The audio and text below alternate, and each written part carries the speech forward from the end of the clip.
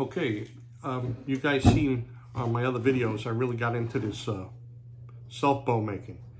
And I had a couple of different staves. My friend Cliff started me out, and because of my inexperience, and it was a challenging stave, had a couple of knots and different things, I actually used a draw knife. Because a lot of guys, said, oh, use the draw knife, don't use, like rasp or this or that to take it down. And I cut a little too much into the line, and I wound up with like a 20-pound bow, and I wound up cracking. So that was all me, the first bow, but I was addicted. I fell in love with it, all right? Even though I failed, I loved it, and I was gonna succeed one way or the other, all right?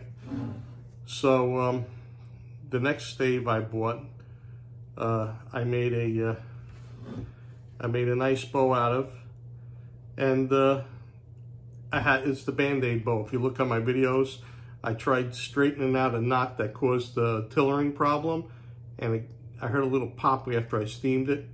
I should have steamed it a little longer, and it had a crack, but I made Band-Aids, and I still shoot that. I shot that with a group of friends Thursday night, and I did pretty well with it, and the crack didn't spread, so you can look at my Band-Aid bow video. So then I bought 2 more staves from Esty.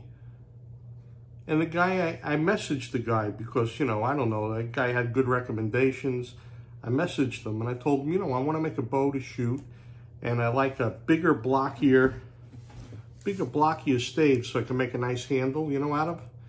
And I'll show you, there's a video coming out soon.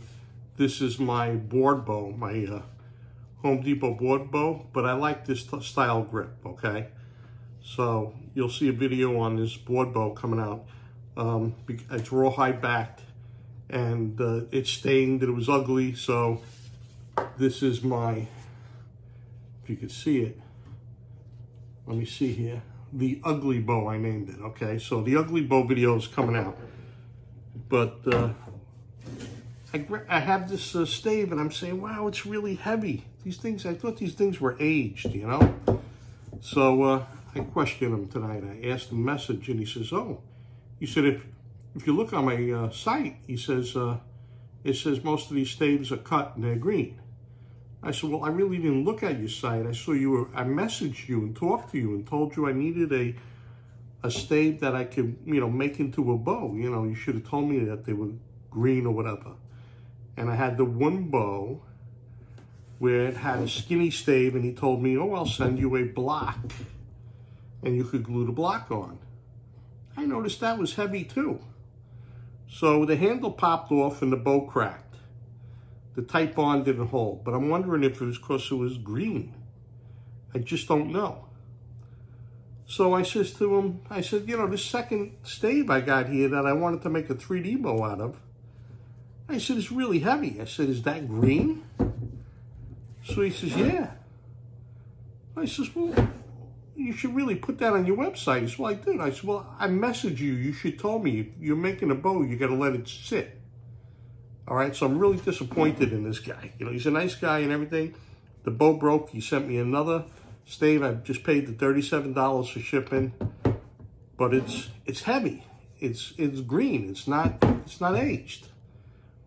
So anyway, I'm gonna have to find if any of you guys sell aged, nice, straight Osage. Maybe you could private message me, or put a comment on the YouTube video. All right. But all I'm trying to do is I'm learning. I've been doing this since the beginning of December, right? It's January 24th now, right? The 24th. And I've been doing it since December, and I made a few bows, all right? And I love it. It's a great hobby, but, I was disappointed. So I want to share with everybody to ask questions. When you buy a stave from somebody, ask them if it's aged. I heard it should be aged for at least a year. Okay, the longer the better. So anyway, that's it. Just if you're buying a stave, make sure the stave isn't wet. This is really heavy.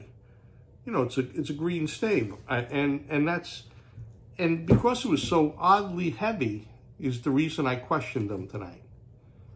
All right, so anyway, that's it. Ask questions when you buy wood, okay? I'm learning. I'm not giving up. I'm still making bows. Like I said, you'll see my board bow video.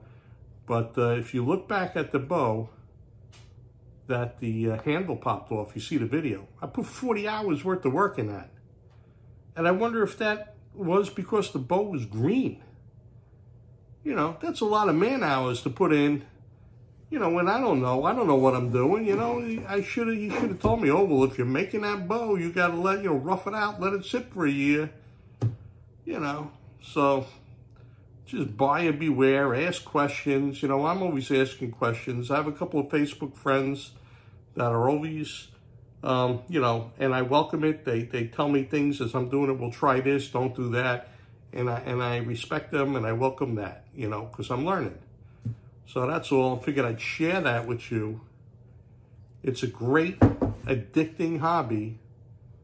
Just know what you're getting into and know what you're buying, okay? That's it. That's the end of this video.